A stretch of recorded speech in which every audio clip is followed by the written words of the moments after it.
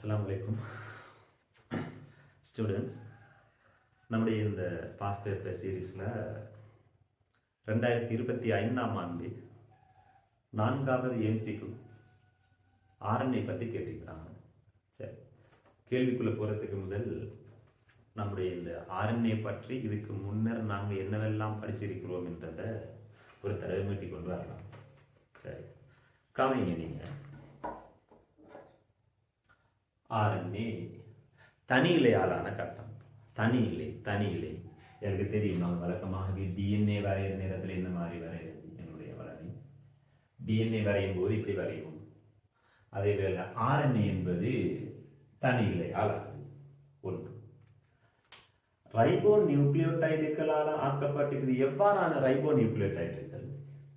நைதரசன் மூலங்களாக அடினின், guanine, சைட்ரோசின், uracil கொண்ட ரைபோநியூக்ளியோடைடுகளால் ஆக்கப்பட்டது. டிஎன்ஏகளுக்கு ஞாபகம் இருக்கும். இந்த யுராசிலுக்கு பதிலாக தயமின் காணப்படும். இங்கு தயமின் இல்லை, ஆர்என்ஏல யுராசில் இருக்கிறது. ஆக இவற்றை கொண்ட ரைபோநியூக்ளியோடைடுகளால் ஆக்கப்பட்டது. சரி, நிறைய பேருக்கு, நிறைய மாணவர்களுக்கு அடிக்கடி வருகின்ற ஒரு பிரச்சனை தான் இந்த மூலச்சோடியாதல் டிஎன்ஏயில் தானே நடைபெறும், ஆர்என்ஏயில் மூலச்சோடியாதல் நடக்குமா என்ற சந்தேகம். நிச்சயமாக ஆர்என்ஏல மூலச்சோடியாதல் நடக்கும். டிஎன்ஏ மாதிரி அல்ல, கொஞ்சம் வித்தியாசமான மூலச்சோடியாதல் நடக்குது. ஒருவேளை கேள்விகளையும் கேட்கலாம். அப்பப்ப கேள்விகள் முதல் பேப்பர் எல்லாம் வந்ததும் இருக்குது. ஆர்என்ஏயில் நடைபெறுகின்ற மூலச்சோடியாதலை விளக்குக, அந்த மாதிரி ஸ்ட்ரக்சர்ல வரது. இரண்டு ஆர்என்ஏ மூலக்கூறுகளுக்கு இடையிலோ அல்லது சிலவற்றில் அதே ஆர்என்ஏ மூலக்கூறுக்கு உள்ளேயோ மூலச்சோடியாதல் நடைபெறும். இந்த மூலச்சோடியாதலின் போது டிஎன்ஏனுடைய மூலச்சோடியாதலில் இருந்து ஆர்என்ஏனுடைய மூலச்சோடியாதல் காட்டுகின்ற ஒரு வேறுபாடு பாருங்கள். அடினின் யுராசிலுடன் 2 ஹைட்ரஜன் பிணைப்புகள் மூலமும், குவானின் சைட்ரோசினோட வலிமை போல 3 ஹைட்ரஜன் பிணைப்புகள் மூலமும் மூலச்சோடியாதலில் ஈடுபடும். டிஎன்ஏவுக்கு தரவை ஞாபகப்படுத்தி பாருங்க. டிஎன்ஏல அடினின் தயமினோட தானே மூலச்சோடியாதல் நடக்கிறது, 2 ஹைட்ரஜன் பிணைப்புகள். நல்லது. அடுத்து இந்த கேள்வி வந்ததோடு அடுத்த இன்னும் ஒரு கேள்வி வருது. இந்த ஆர்என்ஏயில் நடைபெறுகின்ற மூலச்சோடியாதலினுடைய தேவை என்னது? ஒன்றுமில்லை. இந்த ஆர்என்ஏ தன்னுடைய தொழிற்பாட்டுக்கு தேவையான முப்பரிமாண வடிவத்தை பெற்றுக்கொள்வதற்கு இந்த மூலச்சோடியாதல் உதவும். இதுதான் இந்த கேள்விக்கான விடை. சரி, ஆர்என்ஏல 3 டைப் இருக்குது. கலங்களுக்குள்ளது சொல்லியிருக்கிறோம். எம்ஆர்என்ஏ அதாவது மெசஞ்சர் ஆர்என்ஏ, டிஆர்என்ஏ அதாவது இடமாற்றும் ஆர்என்ஏ, ஆர்ஆர்என்ஏ ரைபோசோம் ஆர்என்ஏ. சரி, அடுத்ததாக இந்த கேள்விகள் பாருங்க. டிஎன்ஏ மற்றும் ஆர்என்ஏ இடையிலான வேறுபாடுகள். எங்களுக்கு இந்த பாடத்தில் கீழே ஒரு 3 வேறுபாடுகள் இருக்குது. சந்தர்ப்பம் கிடைக்கும்போது நான் ஒரு தடவை விளங்கப்படுத்துறேன். நான் அது விளங்கப்படுத்த வேண்டிய தேவையும் கிடையாது, இலகுவான உரைநடையில சொல்லப்பட்டிருக்கு. 3 வேறுபாடுகள். அடுத்த கேள்வி, டிஎன்ஏனுடைய மூலச்சோடியாதலில் இருந்து ஆர்என்ஏனுடைய மூலச்சோடியாதல் எவ்வாறு வேறுபடுகின்றது? இப்ப சொன்ன விஷயம் அதுவும் எழுதலாம், பிரச்சனை கிடையாது. ஆர்என்ஏயில் மூலச்சோடியாதலின் பயன் யாது? இங்க சொன்ன விஷயம். இந்த கேள்வி இந்த பாடத்துல இல்ல, யூனிட் 3ல இருக்குன்னு நினைக்கிறேன். மூல முலக்கலம் ஒன்றுல ஆர்என்ஏனுடைய பங்களிப்பு என்னவாக இருந்தது என்ற கேள்வி. இந்த கேள்விக்கு விட தெரிஞ்சவங்க கீழே கமெண்ட்ஸ்லயோ அல்லது ஒரு மெசேஜாகவோ அனுப்புங்க. யார் படிச்சிருக்கிறீங்கன்னு பார்ப்போம். கமெண்ட்ஸை போட்டீங்கன்னா நல்லது. இப்போ ஸ்டூடெண்ட்ஸ் கவனிங்க. இந்த ஆர்என்ஏனுடைய 3 வகை ஒரு தடவை பார்த்து கொண்டு வரலாம். இந்த எம்ஆர்என்ஏ இயல்புல இருக்க பார்த்துக் கொள்வோம். நேரியது களத்தில் மிக குறைவாக காணப்படுகின்ற ஆர்என்ஏ வகை. நேரியது களத்தில் மிக குறைவாக காணப்படுகின்ற ஆர்என்ஏ வகை. சரி, இயல்புகள் நாங்கள் அடுத்ததாக பார்த்துக் கொள்வோம். இப்ப அதை அப்படியே ஹோல்ட் பண்ணி வச்சுக்கொள்வோம். டிஆர்என்ஏ ஞாபகம் நிற்கிறதுக்காக நான் இந்த சொல்ல இங்க போட்டிருக்கிறேன். டி சிறியது, இருக்கிற RNA வகைகள் சிறியவை. சரி, நேரானது ஆனால் 3 தரம் வருது. இங்கேயும் மாணவர்கள் கொஞ்சம் குழப்பிக் கொள்ற விஷயம், நேரானது ஆனால் 3 தரம் கொண்டது. இங்கு நேரானது என்று மென்ஷன் பண்ணப்படுகிறது என்னன்னு கேட்டால், இந்த கிளைகள் அற்றது அந்த மாதிரி நீங்க வச்சுக்கொள்ளுங்க. 3 தரம் கொண்டதுன்னு சொன்னா யூனிட் 7ல படிச்சிருப்பீங்க, அல்லது படிக்காதவங்க யூனிட் 7ல படிப்பீங்க. இந்த இருக்கிற கட்டமைப்பு குளோவர் இலை கட்டமைப்பு அப்படின்னு சொல்றது.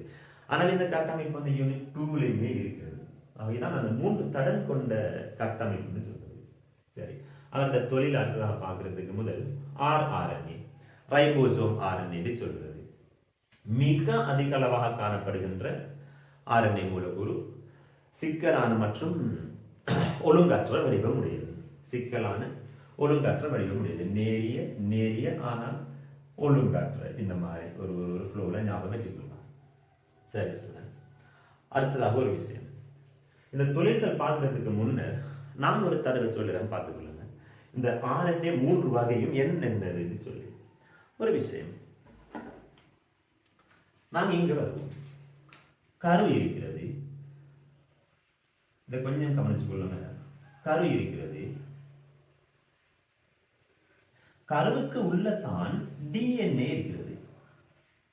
கருவுக்குள்ள இந்த மாதிரி DNA காணப்படுகிறது. DNA என்பது யார்?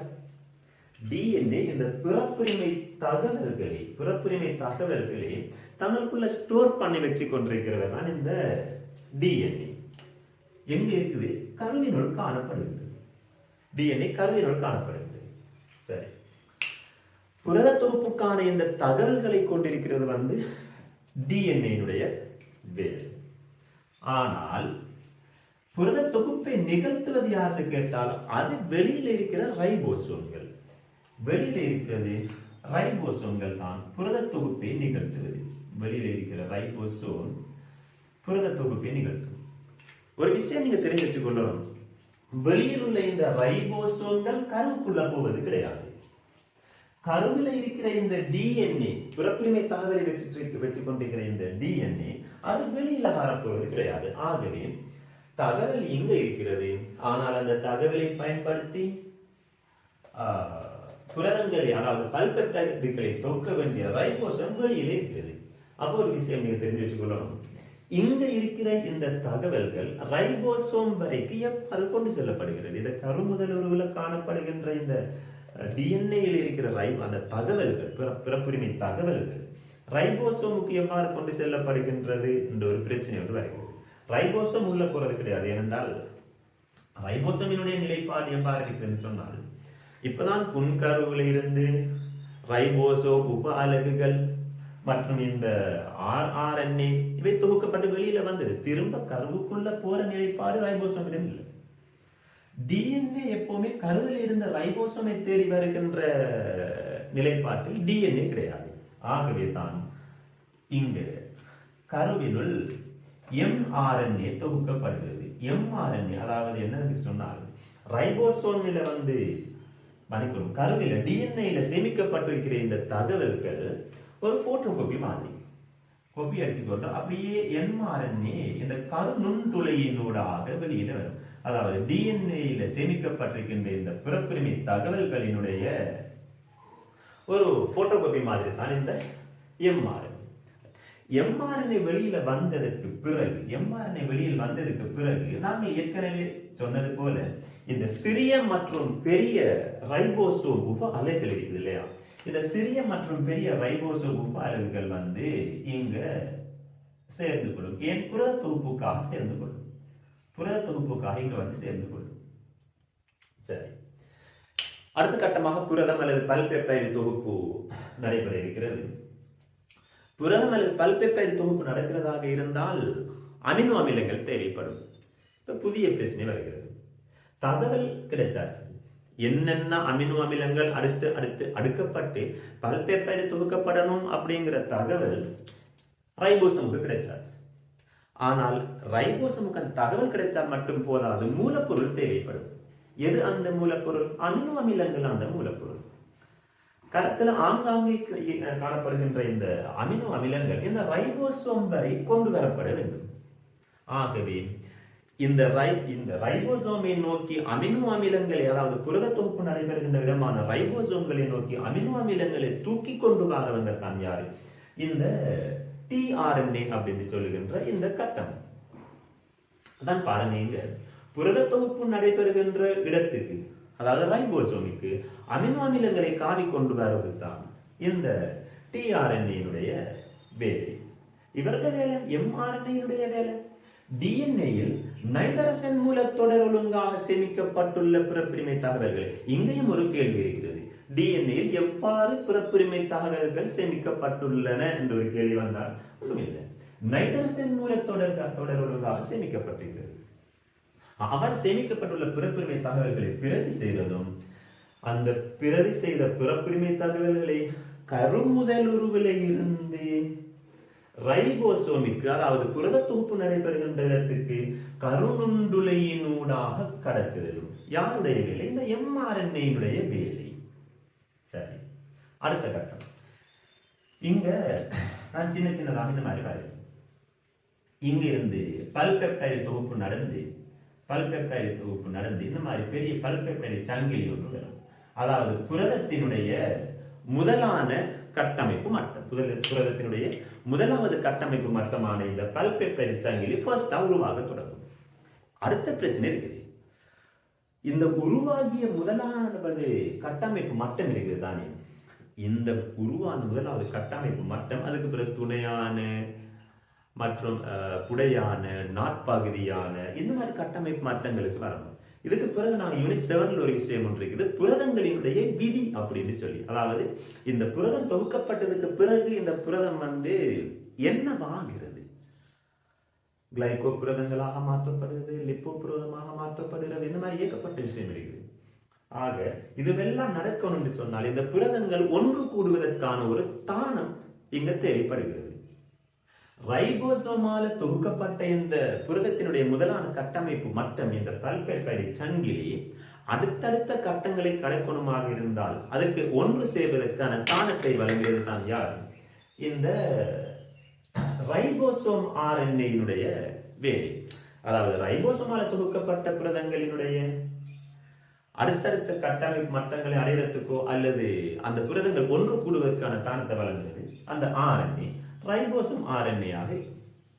இவ்வளவுதான் ஸ்டூடெண்ட்ஸ் இங்க இந்த RNA பற்றி இந்த கேள்வி செய்யறதுக்கு நான் நினைக்கிறேன் இந்த தெளிவு போதும் என்று சொல்லி இப்ப நம்ம கேள்வியை பார்த்துட்டு வரலாம். பாருங்க, RNA வகைகளையும் அவற்றின் இயல்புகளையும் பற்றி பின்வரும் சேர்மானங்களில் சரியானது அல்லது சரியானவை பார்ப்போம். mRNA சொல்லியிருக்கிறாங்க, கருமுதலுருவிலிருந்து புரத தொகுப்பு நடைபெறுகின்ற இடத்துக்கு, கருமுதலுருவிலிருந்து புரத தொகுப்பு நடைபெறுகின்ற இடம், அதாவது ரைபோசோம் பிறப்புரிமை நடைபெறும் இடத்துக்கு பிறப்புரிமை தகவல்களை கடத்தும். நியாயம், சரியானது. நேரிய மூலக்கூறு, சரி, அதுவும் உண்மைதான்.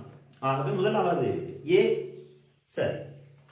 B பாருங்க, புரத தொகுப்பு நடைபெறும் இடத்துக்கு அமினோ அமிலங்களை கொண்டு செல்லும். யார்? tRNA. புரத தொகுப்பு நடைபெறுகின்ற இடத்துக்கு அமினோ அமிலங்களை கொண்டு செல்லும். அது நியாயம், உண்மையான கதை. ஆனால் அங்கதான் பிரச்சனையே இருக்கு. கொண்டு செல்கின்ற சிக்கலான ஒழுங்கற்ற மூலக்கூறுன்னு சொல்லியிருக்கிறாங்க. அது சிக்கலான ஒழுங்கற்ற மூலக்கூறு கிடையாது, நேரான ஆனால் 3 தளம் கொண்ட மூலக்கூறுன்னு சொல்லுங்க. சிக்கலான ஒழுங்கற்ற இங்க எல்லாம் வருது. சரி, ஆகவே அதுக்கு சி பாருங்க, rRNA. அதாவது பல்பெப்டைடு சங்கிலிகள் ஒன்று கூடுவதற்கான தானத்தை வழங்குகிறது என்றது சரி. ஆனால் 3 தரம் உள்ள மூலக்கூறு சொன்னாங்க பாத்தீங்களா? இல்ல, 3 தரம் கொண்டது யாருக்குரியது? tRNA குறியது. ஒருவேளை B-ல இருக்கிற சிக்கலான ஒழுங்கற்ற அப்படின்ற சொல் கீழே C-க்கும், C-யில் காணப்படுகின்ற 3 தரமுள்ள என்று சொல்ற இந்த சொல் மேல B-க்கு கொடுத்திருந்தால் ABC சரியாக வந்திருக்கும். ஆகவே இங்க மாறிடப்பட்டதால B-யும் பிழை, C-யும் பிழை. ஆகவே A மாத்திரம் முதலாவது விடை. சரி, இதுல வேற ஏதாவது இந்த ஸ்டூடெண்ட்ஸுக்கு டவுட் எதுவும் இருந்தால் நீ கமெண்ட்ஸ் ஆகவோ அல்லது மெசேஜ் மூலமாகவோ கேட்டால் நான் அதை கிளியர் பண்ணுறதுக்கு ட்ரை பண்ணுறேன். அஸ்ஸலாமு அலைக்கும்.